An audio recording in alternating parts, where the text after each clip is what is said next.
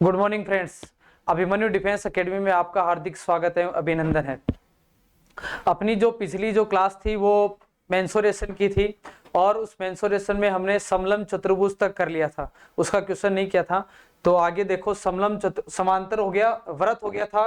Previous जो class थी उसमें सर्किल हो गया था, सर्किल से रिलेटेड सारे कंसेप्ट हमने देख लिया था। त्रिज्यखंड है, उसका परिधि है, उसका क्षेत्रफल है, त्रिज्यखंड का क्षेत्रफल है, चाप की लंबाई है, व्यास है, सारी चीजें हमने क्लियर कर ली थी।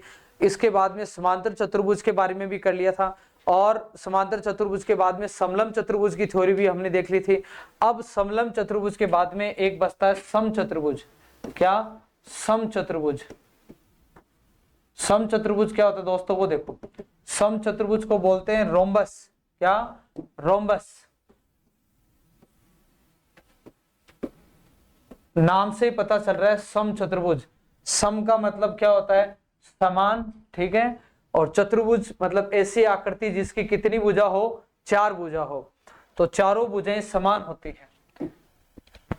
समचतुर्भुज में चारों भुजाएं क्या होती है? समान होती है। ये समचतुर्भुज का क्या होता है? विकीर्ण होता है।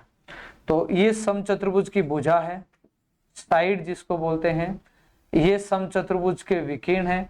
तो सबसे पहले चारों भुजाएं बराबर होती है। All sides are equal. चारों भुजाएं बराबर होती हैं।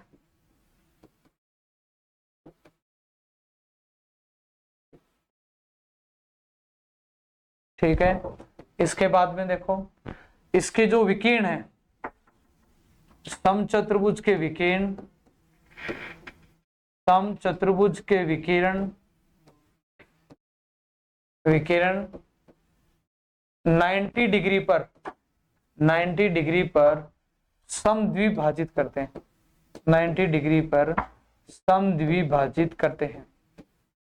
90 डिग्री पर समद्विभाजित करते हैं। ये इंपॉर्टेंट है। समचतुर्भुज के विकीर्ण 90 डिग्री पर समद्विभाजित करते हैं। इस बात को ध्यान रखना आपको। इधर देखो, ए बी सी डी एक समचतुर्भुज है, ठीक है। और इसके ये जो विकिरण है वो 90 डिग्री पर समद्विभाजित करते हैं। और ये जो बिंदु है इसको क्या नाम दे देते हैं? ओ नाम दे देते हैं। तो समद्विभाजित का क्या मतलब होता है? सम का मतलब समान, द्वि का मतलब दो, बाइसेक्ट बोलते हैं इसको। क्या बोलते हैं? बाइसेक्ट, ठीक है। तो ये डिस्टेंस और ये डिस्टेंस इक्वल होती है। ए ओ बराबर होता है किसके? ओ सी के। समद्विभाजित का मतलब है कि समचतुर्भुज के जो विकिरण एक दूसरे को काटते हैं, यहाँ पर एक तो 90 डिग्री का कोण बनता है और ये डिस्टेंस इक्वल होती है। ए ओ बराबर ओ सी होता है और ओ बी बराबर ओ डी होता है। क्लियर है यहाँ से? और यहाँ पर जो कोण बनता है वो कितने डिग्री का कोण बनता है? 90 डिग्री का कोण बनता है। तो समचतुर्भुज की जो प्रॉपर्टी है वो ध्यान क्या रखनी है कि चारों भुजाएं बराबर तो होगी, सभी भुजाएं बराबर होती है। इसमें ये भुजा, ये भुजा, ये भुजा और ये भुजा, चारों भुजाएं बराबर होती है। इसके विकिरण 90 डिग्री पर बाइसेक्ट करते हैं। मींस ये डिस्टेंस और ये डिस्टेंस इक्वल होगी, ये डिस्टेंस और ये डिस्टेंस इक्वल होगी। इसका जो परिमाप निकालने का फॉर्मूला है, पेरीमीटर कैसे निकालते हैं? पेरीमीटर निकालने का कोई फॉर्मूला नहीं है, मैंने पहले भी बताया है। परिमाप का मतलब होता है चारों भुजाओं का योग। तो इसकी चारों भुजाएं समान होती है, तो मैं 4 गुणा भुजा कर देंगे तो बताओ इसका परिमाप आ जाएगा। फिर बात आती है क्षेत्रफल, एरिया। इसका एरिया कैसे फाइंड होगा? एरिया फाइंड करने के लिए 1/2 इंटू विकिरणों का गुणनफल, 1/2 इंटू विकिरणों का गुणनफल, ये इसका एरिया निकालने का फॉर्मूला है। या 1/2 into D1 into D2। D1 और D2 यहाँ पर विकिरण है, diagonal first and diagonal second, ठीक है। 1/2 D1 इंटू D2 ये एरिया फाइंड करने का फॉर्मूला है और रोम्बस का एरिया फाइंड करने का फॉर्मूला है। तो इसको नोट करो आप या स्क्रीनशॉट ले लो। नेक्स्ट आगे देखो, क्वेश्चन समचतुर्भुज पे और समलंब चतुर्भुज। फर्स्ट क्वेश्चन है समलंब चतुर्भुज के ऊपर। समलंब चतुर्भुज में क्या गिवन है, एक समलंब चतुर्भुज में दो समानांतर भुजाएं, समानांतर भुजाएं मतलब पैरेलल साइड 10 मीटर व 14 मीटर है तथा समानांतर भुजाओं के मध्य की दूरी 3 मीटर है, तो उसका परिमाप व क्षेत्रफल ज्ञात करना। तो सबसे पहले हम इसका डायग्राम बनाते हैं कि समलंब चतुर्भुज कैसा होता है। ये जो आकृति है वो किसकी है, समलंब चतुर्भुज। इन समलंब चतुर्भुज में ये दो भुजाएं समानांतर भुजा है और ये इन दोनों के बीच की क्या है, दूरी है। एक आपकी 14 मीटर है तो ये बड़ी वाली 14 मीटर हो जाएगी और ये छोटी वाली समानांतर भुजा कितनी है, 10 मीटर है। इन दोनों भुजाओं के बीच की जो दूरी है वो कितनी गिवन है, 3 मीटर है। तो इसका परिमाप व क्षेत्रफल ज्ञात करना। परिमाप तो हमें तब ज्ञात होगा कि समलंब चतुर्भुज का ट्रेपेजियम का जो पेरीमीटर होता है वो सभी भुजाओं का योग होता है। ये भुजा हमें पता है 14 मीटर है, ये भी हमें पता है 10 मीटर है और ये भुजा 3 मीटर है तो ये भी 3 मीटर ही होगी, लेकिन हमें ये वाली भुजा पता नहीं है। तो हम ये वाली भुजा पता करेंगे, इसके बाद ही परिमाप पता होगा। क्षेत्रफल, क्षेत्रफल तो आसान है, इसका एरिया फाइंड करने का फॉर्मूला लिखाया था 1/2 इंटू समानांतर भुजाओं का योग सम ऑफ पैरेलल साइड। समानांतर भुजा 14 और 10 है तो 1/2 समानांतर भुजाओं का योग इंटू बीच की दूरी। इनकी बीच की दूरी कितनी है, 3 मीटर है। तो फॉर्मूले में वैल्यू पुट करना है, 1/2 इंटू 14 प्लस 10 कितना आ जाएगा, 24 इंटू 3 और 2 के पाड़े से कैंसिल हो जाएगा। 24 कितनी बार, 12 बार, कितनी बार, 12 बार, 12 बार कट जाएगा और 12 3 36। तो इसका जो क्षेत्रफल आ जाएगा वो 36 मीटर स्क्वायर आ जाएगा। क्षेत्रफल तो हो गया। अब बात करते हैं परिमाप की। परिमाप कैसे निकलेगा, परिमाप का मतलब सभी भुजाओं का योग। तो ये भुजा मेरे पास में नहीं है तो सबसे पहले हम इस भुजा को निकालने की कोशिश करेंगे। तो ये एक त्रिभुज है और वो भी किस टाइप का त्रिभुज है, समकोण त्रिभुज है। समकोण त्रिभुज की ये 90 डिग्री का कोण है और 90 डिग्री के सामने की जो भुजा है वो क्या है, कर्ण है, हाइपोटेनस है। क्या है, हाइपोटेनस है। ये हाइपोटेनस हमें पता करना है। ये टोटल कितना था, 14 मीटर था। यहाँ से यहाँ तक की जो डिस्टेंस है वो 14 मीटर है। तो ये डिस्टेंस हम आराम से पता कर सकते हैं। ये 10 है तो बताओ ये कितना मीटर आएगा, 4 मीटर आएगा। यहाँ से यहाँ तक की जो डिस्टेंस है वो कितनी है, 4 मीटर है और ये डिस्टेंस 3 मीटर है। तो पाइथागोरस थ्योरम लगा सकते हैं यहाँ पे। या मैंने ट्रिपलेट भी आपको लिखाया था 3 4, तो ये कितना आना चाहिए, 5।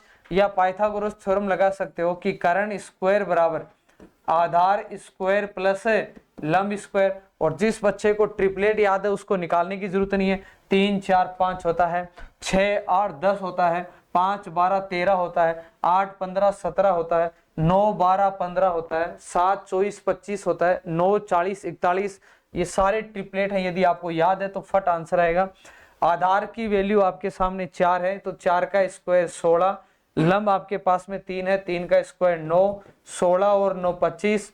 कर्ण निकालना है तो ये स्क्वायर इधर जाएगा तो अंडर रूट आएगा। तो कर्ण की वैल्यू क्या आ जाएगी, 5 मीटर। मीन्स ये जो डिस्टेंस है वो हमने कितनी निकाल ली, 5 मीटर। अब इसका पेरीमीटर फाइंड करना आसान है, सभी भुजाओं का योग कर देंगे। तो ये वाली भुजा 14 मीटर है प्लस ये वाली भुजा 5 मीटर है, सभी बाहरी भुजाओं का योग। ये भुजा कितनी है, 10 मीटर है और ये भुजा 3 है तो ये भी कितनी होगी, 3 मीटर ही होगी। इन सबको जोड़ देंगे तो 14 और 10 24, 24 और 5 24 और 5 29, 29 और 3 32। तो इसका जो परिमाप आएगा वो कितना आएगा, 32 मीटर। क्लियर है दोस्तों। तो एरिया निकालने का फॉर्मूला सीधा वैल्यू पुट करो। परिमाप निकालना है तो पहले सभी भुजाएं पता होनी चाहिए, फिर इनका योग कर देंगे तो क्या आ जाएगा, परिमाप।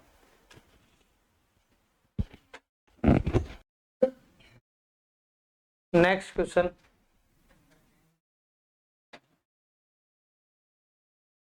किसी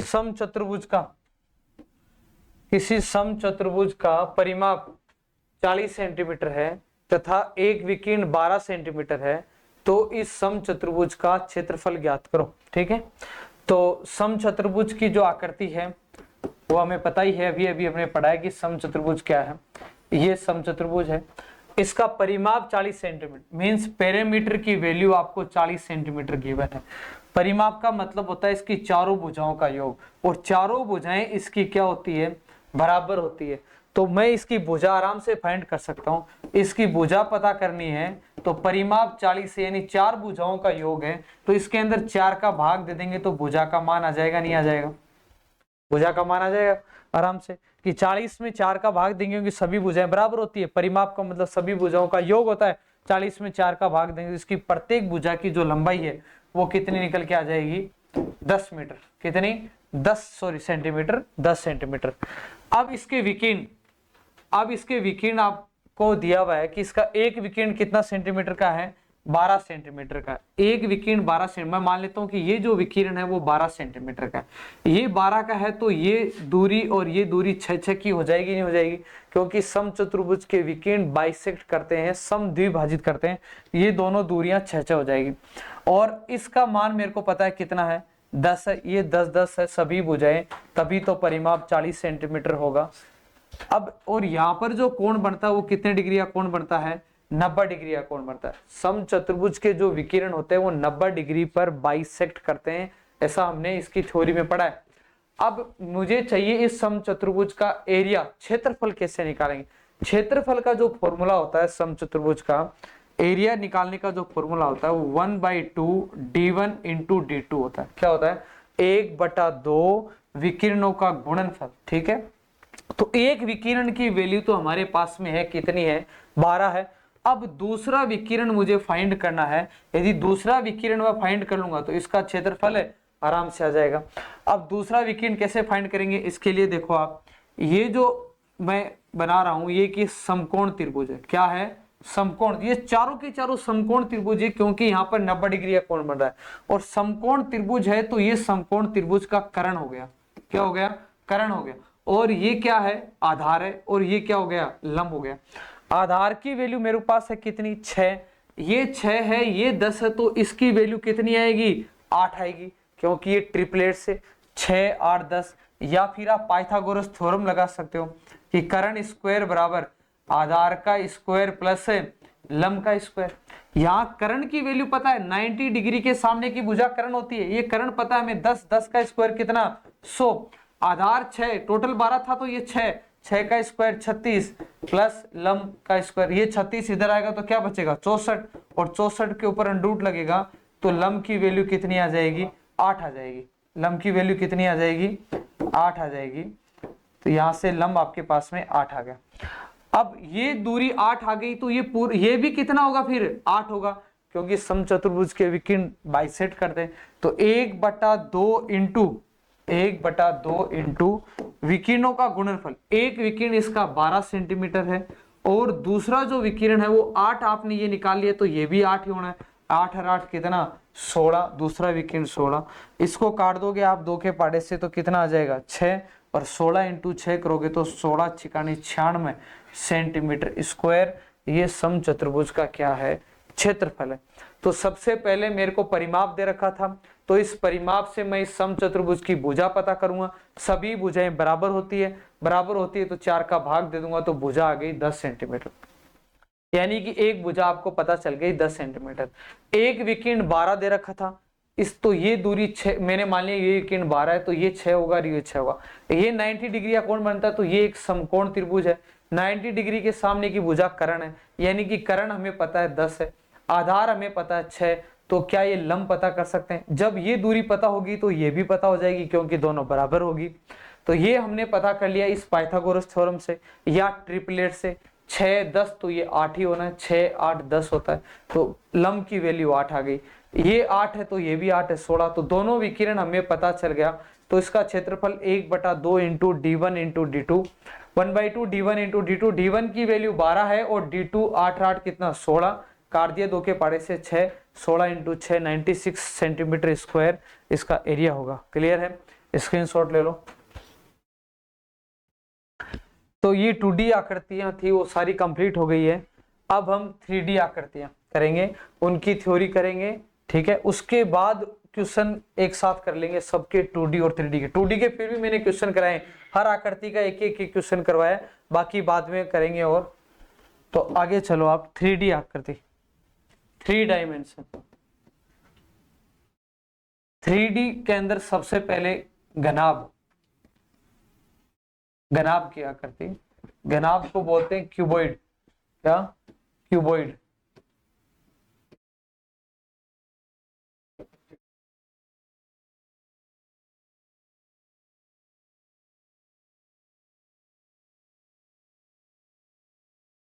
ये घनाभ की क्या है? लंबाई है, ये घनाभ की चौड़ाई है, और ये घनाभ की क्या है? ऊंचाई है। इसके एग्जाम्पल की बात करूं कि घनाभ के एग्जाम्पल क्या होते हैं, ठीक है। घनाभ के एग्जाम्पल जैसे आपकी किताब है, किताब है, माचिस की डब्बी है, माचिस की डब्बी है,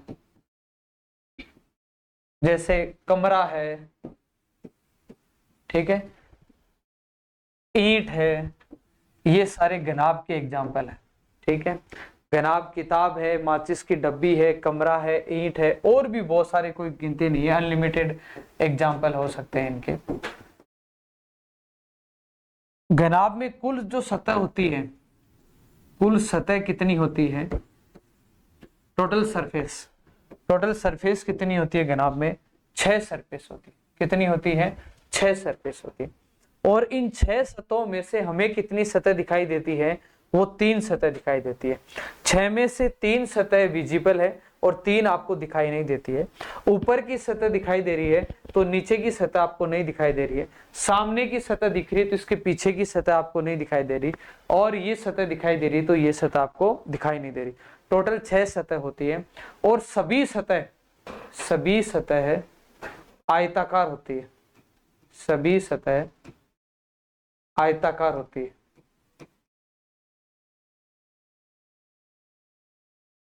आयताकार होती है। टोटल सरफेस 6 होती है, और ऑल सरफेस आर रेक्टेंगुलर, आयताकार की शेप में होती है, ठीक है। कि आयत ही तो है ये आयत ही है, ठीक है। सभी सतह आयताकार होती है। ये कुल मिला के 6 आयत होते हैं, और आमने सामने की सतह बराबर होती है। आमने सामने की सतह बराबर होती है। आमने सामने की सतह बराबर होती है। Opposite surface are equal and rectangular, आमने सामने की सतह बराबर होती है, ठीक है। इसके बाद में देखो, ये इसकी थ्योरी होगी। अब इसका वक्र पृष्ठ का क्षेत्रफल क्या? इसके वक्र पृष्ठ का क्षेत्रफल क्या होता है? वक्र पृष्ठ का क्षेत्रफल, वक्र पृष्ठ को क्या बोलते हैं? CSA बोलते हैं। क्या? CSA, curve surface area. वक्र पृष्ठ को क्या बोलते हैं? CSA, curve surface area. Curve surface area का मतलब है कि इसके चारों तरफ का क्षेत्रफल। तो वो क्या होता है? 2 कोष्टक लंबाई प्लस चौड़ाई इंटू ऊंचाई। 2 कोष्टक लंबाई प्लस चौड़ाई इंटू ऊंचाई, ये घनाभ का वक्र पृष्ठ का क्षेत्रफल है, या CSA इसको बोलते हैं, कर्व सरफेस एरिया। इसी को ही, इस कर्व सरफेस एरिया को ही एक तरह से चारों दीवारों का क्षेत्रफल बोलते हैं। मैंने कहा कि घनाभ की जो आकृति है वो कमरे की आकृति घनाभ की जैसी ही होती है। तो कमरे के अंदर कुल कितनी सतह होती है? 6 सतह होती है। और दीवारें कितनी होती है कमरे में? 4। टोटल कितनी दीवारें होती है कमरे में? 4 दीवारें होती है। तो इन चारों दीवारों का क्षेत्रफल ही अपना क्या होता है? वक्र पृष्ठ का क्षेत्रफल होता है। चारों दीवारों का जो क्षेत्रफल है वो ही वक्र पृष्ठ का क्षेत्रफल होता है। इसके अंदर छत और फर्श शामिल नहीं होता। तो वक्र पृष्ठ के क्षेत्रफल को यदि मैं कमरे के संदर्भ में देखूं तो कई बार इसका क्वेश्चन ऐसे भी बोल देता है कि चारों दीवारों का क्षेत्रफल निकालो। क्या? चारों दीवारों का क्षेत्रफल निकालो। तो चारों दीवारों का क्षेत्रफल क्या होता है? कर्व सरफेस एरिया ही होता है। वक्र पृष्ठ का क्षेत्रफल ही चारों दीवारों का क्षेत्रफल होता है। इसमें कंफ्यूज होने की जरूरत नहीं है। इसके बाद में संपूर्ण पृष्ठ का क्षेत्रफल। क्या? संपूर्ण पृष्ठ का क्षेत्रफल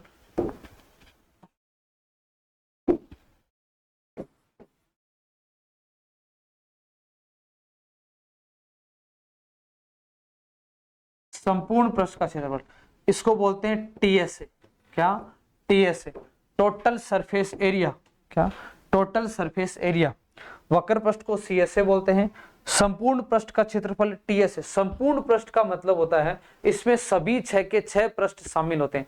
4 पृष्ठ का क्षेत्रफल आपने निकाल लिया था, अब 6 के 6 पृष्ठों का क्षेत्रफल निकालना है।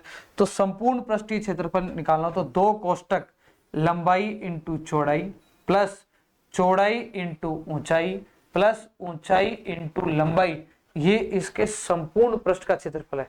ये 2 क्यों लगाया है? क्योंकि जैसे मान लो कि मैंने इस सरफेस का क्षेत्रफल निकाल लिया तो इसके पीछे वाली जो सरफेस होगी उसका क्षेत्रफल भी यही होगा।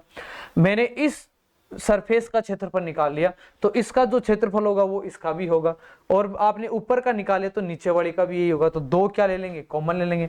2 कोष्टक लंबाई इंटू चौड़ाई, चौड़ाई इंटू ऊंचाई और ऊंचाई इंटू लंबाई, ये इसके संपूर्ण पृष्ठ का क्षेत्रफल होता है। सभी 6 की 6 सतहों का क्षेत्रफल इसके अंदर शामिल है। ठीक है, इसके बाद में बात करते हैं विकिरण की। क्या? आयतन निकाल लेते हैं पहले। समचतुर्भुज का आयतन, सॉरी घनाभ का आयतन, समचतुर्भुज नहीं, घनाभ का आयतन, वॉल्यूम, इसको क्या बोलते हैं? वॉल्यूम। आयतन का मतलब है कि इस घनाभ के अंदर टोटल कितनी जगह, जैसे मान लो मैं किसी कमरे की बात करूं, कमरे का आयतन निकालना हो तो इस पहली बात तो हमें ये पता होना चाहिए कि हमें निकालना क्या है और कौन सा फॉर्मूला अप्लाई करना है। क्वेश्चन पढ़ के यही हम जजमेंट नहीं कर पाते हैं कि हमें इसका संपूर्ण प्रश्न निकालना है, आयतन निकालना है, विकिरण निकालना है। तो देखो, जब आपको पूछे कि चारों दीवारों का क्षेत्रफल, इसका मतलब उसके वक्र पृष्ठ का क्षेत्रफल निकालना है। सब संपूर्ण पृष्ठ का निकालना हो तो फॉर्मूला अप्लाई कर देंगे। अब आयतन कैसे निकालते हैं? आयतन कब निकालेंगे? इसके लिए जैसे कि इस कमरे में टोटल कितनी हवा है, या मान लो कि ऐसा आयताकार हौद है, टैंक है, उस टैंक में कितना पानी आएगा, उस कंडीशन में हम क्या निकालेंगे? आयतन निकालेंगे। या फिर जैसे मान लो कि एक इस साइज का कमरा है, उसके अंदर आपको बॉक्स रखने इस साइज के, तो बताओ इस कमरे में टोटल कितने बॉक्स आएंगे। तो जब भी हमें उस कमरे में स्पेस फाइंड करना हो कि इस कमरे में टोटल कितनी जगह है, वो हमें उस कमरे का कौन बताएगा? आयतन बताएगा। ठीक है, तो आयतन क्या होता है? लंबाई गुणा चौड़ाई गुणा ऊंचाई, ये इस घनाभ का या कमरे का, क्योंकि घनाभ कमरा एक ही बात है, इस कमरे का क्या आ जाएगा? आयतन आ जाएगा। अब एक लास्ट बचता है इसमें विकिरण। विकिरण कैसे फाइंड करेंगे? डायगोनल, कमरे का डायगोनल कैसे फाइंड होगा, या घनाभ का डायगोनल कैसे फाइंड होगा, विकिरण कैसे फाइंड करेंगे? अब घनाभ में जो विकिरण होता है वो देखो, ये जो दूरी है, ये जो दूरी है, इसे हम घनाभ बोलते हैं, विकिरण बोलते हैं। क्या? विकिरण बोलते हैं। तो विकिरण कैसे फाइंड करेंगे? अंडर रूट लंबाई का स्क्वायर प्लस चौड़ाई का स्क्वायर प्लस ऊंचाई का स्क्वायर। अंडर रूट लंबाई का स्क्वायर प्लस चौड़ाई का स्क्वायर प्लस ऊंचाई का स्क्वायर, ये इस घनाभ का क्या है? विकिरण। तो घनाभ के विकिरण को ही हम क्या बोलते हैं? अधिकतम लंबाई की छड़। क्या बोलते हैं? अधिकतम लंबाई की छड़, अधिकतम लंबाई का बांस, ऐसा भी बोलते हैं। Maximum length of road. क्या? Maximum length of road. तो सबसे पहले घनाभ किताब हो सकती है, माचिस की डब्बी हो सकती है, कमरा इसका बेस्ट एग्जाम्पल है, या ईंट, ये सभी घनाभ की आकृति है। इसमें टोटल 6 सतह होती है, सभी सतह आयताकार होती है, आमने सामने की सतह बराबर होती है। फिर इसमें विकिरण, आपको पता है ये तिरछी जो लंबाई होती है विकिरण होती है। तो इसके वक्र पृष्ठ का क्षेत्रफल, वक्र पृष्ठ के क्षेत्रफल को ही चारों दीवारों का क्षेत्रफल बोलते हैं। CSA कर्व सरफेस एरिया भी बोलते हैं। 2 कोष्टक लंबाई प्लस चौड़ाई इंटू ऊंचाई, ये इसका CSA का फॉर्मूला है। संपूर्ण पृष्ठ का क्षेत्रफल निकालना हो तो 2 कोष्टक लंबाई इंटू चौड़ाई प्लस चौड़ाई इंटू ऊंचाई प्लस ऊंचाई इंटू लंबाई, ये इसके संपूर्ण पृष्ठ यानी 6 के 6 पृष्ठों का क्षेत्रफल है। आयतन मतलब इस कमरे में कितना पानी आ सकता है, कितनी हवा आ सकती है, इस साइज के कितने बॉक्स आ सकते हैं, उस कंडीशन में हमें उस कमरे का आयतन निकालना होता है। आयतन का फॉर्मूला लंबाई गुणा चौड़ाई गुणा ऊंचाई होता है। फिर इस कमरे का विकिरण निकालना हो, विकिरण मतलब एक कोने से दूसरे कोने की दूरी निकालनी हो, या इसको अधिकतम लंबाई का बांस कि ये कमरा है मेरे पास में इस साइज का, तो इस कमरे में अधिकतम लंबी जो छड़ हो सकती है या रोड हो सकती है वो कितनी होगी, उस कंडीशन में उस कमरे का डायगोनल फाइंड किया जाता है। वो अंडर रूट लंबाई स्क्वायर प्लस चौड़ाई स्क्वायर प्लस ऊंचाई, इसे ही हम मैक्सिमम लेंथ ऑफ रोड बोलते हैं। क्लियर है? इसका स्क्रीनशॉट ले लो। नेक्स्ट आगे देखो, इसके ऊपर एक क्वेश्चन करते हैं।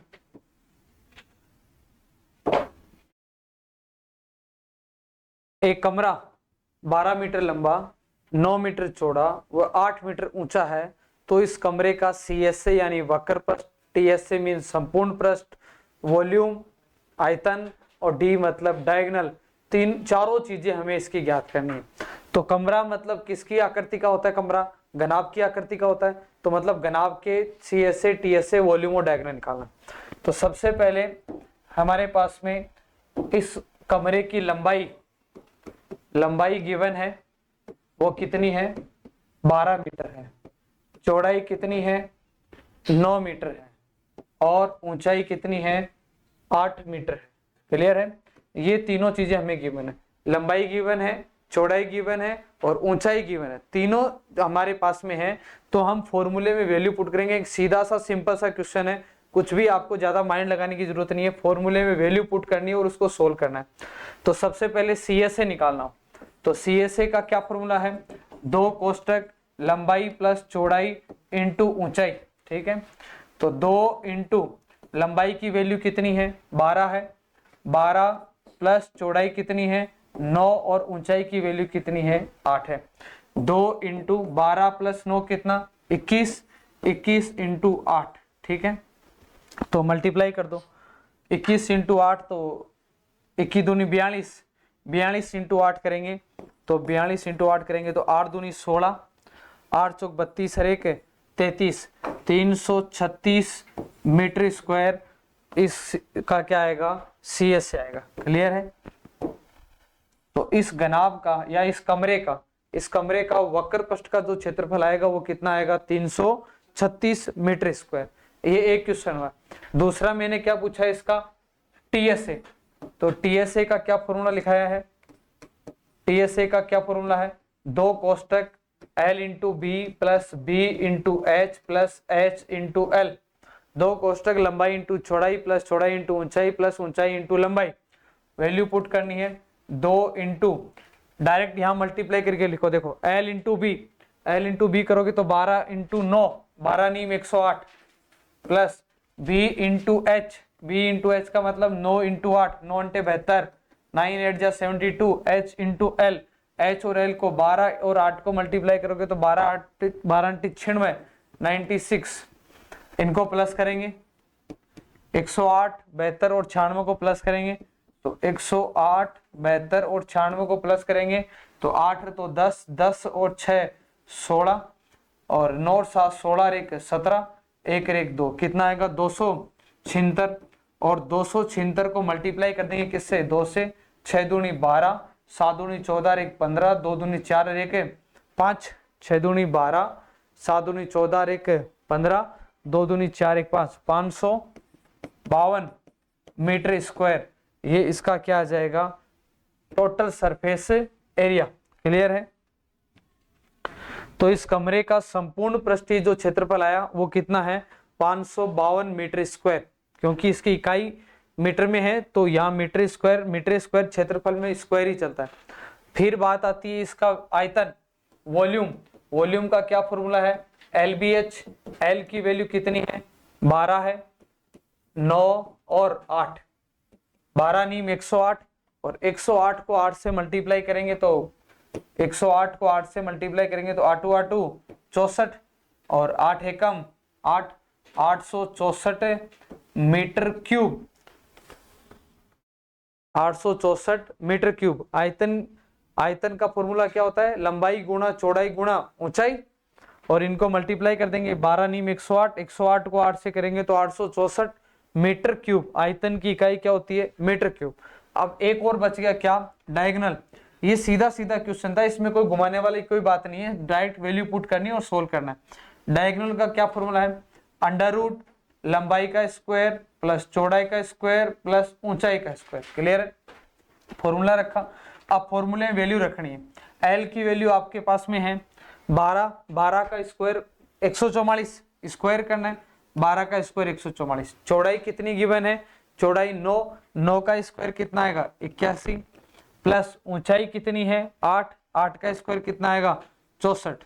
ठीक है, अब इसको प्लस कर दो, 144, 81 और 64 को प्लस करोगे तो 144, 81 और 64 को प्लस करेंगे तो 4 4 8 1 9, 8 से 18 और 2 289, क्या आएगा 289, और इसके ऊपर क्या लग जाएगा अंडर रूट लग जाएगा।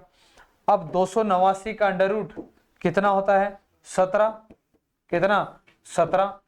तो इस घनाभ, इस कमरे का जो विकिरण आएगा या इस कमरे में जो सबसे लंबी जो छड़ रखी जा सकती है वो कितने मीटर की होगी 17 मीटर की होगी।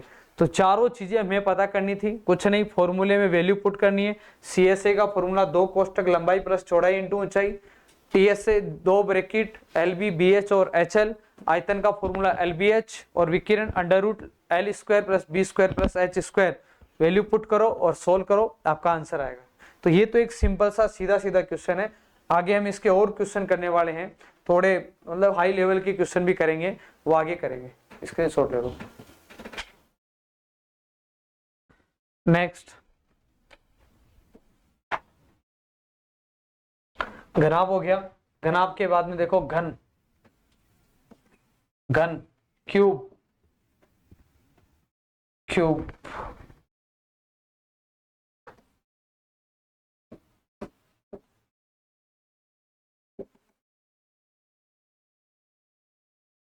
क्यूब, क्यूब घन और घनाभ में ज्यादा फर्क नहीं होता है। इसके अंदर भी 6 ही सतह होती है। कुल सतह कितनी होती है 6, घन में कुल सतह 6 होती है। सभी सतह, सभी सतह बराबर होती है। घनाभ में क्या था, आमने सामने की सतह बराबर थी। घनाभ में आमने सामने की सतह बराबर थी, यहां सभी सतह क्या होगी बराबर होगी। और वहां आमने सामने की सतह बराबर थी और साथ में आयताकार थी, यहां सभी सतह वर्गाकार होगी। सभी सतह क्या होगी वर्गाकार होगी, सभी सतह वर्गाकार होती है, सभी सतह वर्गाकार होती है। क्लियर है, कुल सतह 6, सभी सतह बराबर होगी और सभी सतह वर्गाकार भी होती है, स्क्वायर की भी। इसके एग्जाम्पल, घन का एग्जाम्पल, जैसे चौक का डब्बा आता है, क्या चौक का डब्बा, वो घन की शेप का आता है। या अपन वो पासा लूडो गेम खेलते हैं, उसमें जो वो आता है वो गोटी, वो भी किसकी शेप की होती है घन के शेप की होती है, उसकी सभी सतह बराबर होती है। इसका सीएसए, वक्र पृष्ठ का क्षेत्रफल कैसे निकालते हैं। वक्र पृष्ठ का क्षेत्रफल, वक्र पृष्ठ का क्षेत्रफल, वक्र पृष्ठ का क्षेत्रफल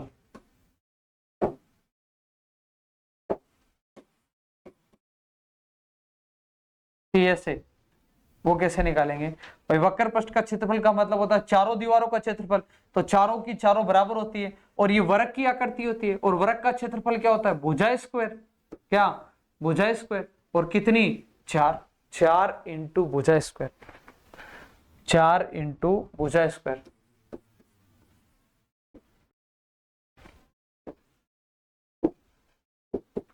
चार इंटू भुजा स्क्वायर, 4 इंटू साइड स्क्वायर। ठीक है, संपूर्ण पृष्ठ का क्षेत्रफल, संपूर्ण पृष्ठ का क्षेत्रफल या टीएसए, इसको बोलते हैं सीएसए।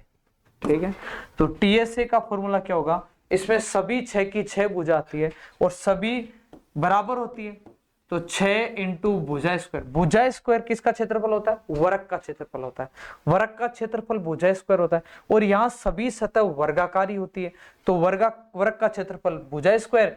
वक्र पृष्ठ में 4 भुजा काम में लेते हैं तो 4 गुना भुजा स्क्वायर, और संपूर्ण पृष्ठ में 6 की 6 भुजा होती है तो टोटल 6 भुजा होती है, तो 6 इंटू भुजा स्क्वायर। इसका आयतन, वॉल्यूम, भुजा का क्यूब होता है, वॉल्यूम क्या होता है भुजा क्यूब होता है। इसका विकीर्ण, डायगोनल, डायगोनल क्या होता है, √3 इंटू भुजा, √3 इंटू भुजा। तो घन की सभी भुजाएं, आप सभी भुजाएं बराबर ही होती है। ये भुजा है इसकी साइड, इसको भी साइड बोलते हैं, ये भी बराबर होती है, ये भी बराबर होती है, सभी भुजाएं बराबर होती हैं। तो संपूर्ण पृष्ठ का क्षेत्रफल 6 इंटू भुजा स्क्वायर, आयतन भुजा क्यूब, विकिरण √3 इंटू भुजा, ये घन की प्रॉपर्टी होती है। अब इसके ऊपर एक क्वेश्चन देखो आप,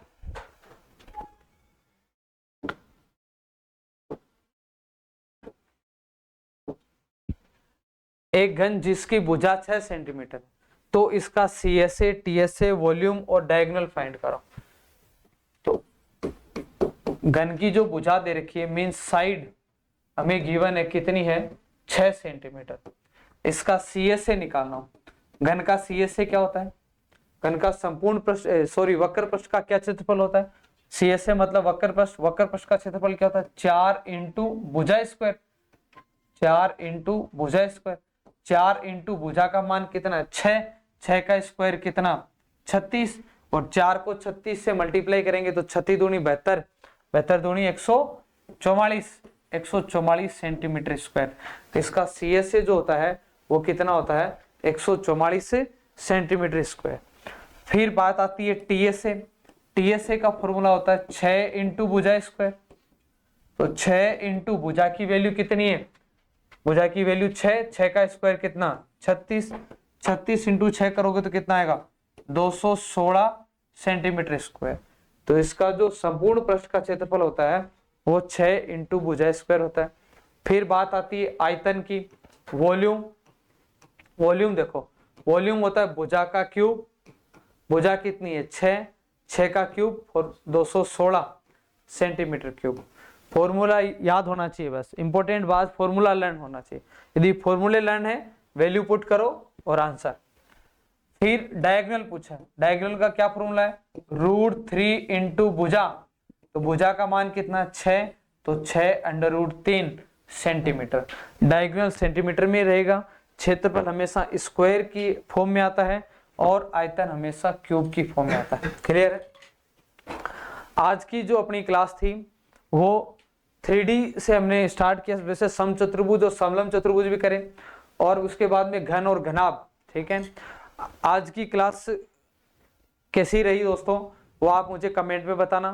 किसी भी प्रकार की यदि कोई आपको प्रॉब्लम आ रही है क्वेश्चन में, तो वो भी आप मुझे कमेंट में लिख के बताएं। वीडियो को ज़्यादा से ज़्यादा लाइक करें और शेयर करें और चैनल को सब्सक्राइब करें। जय हिंद, जय भारत।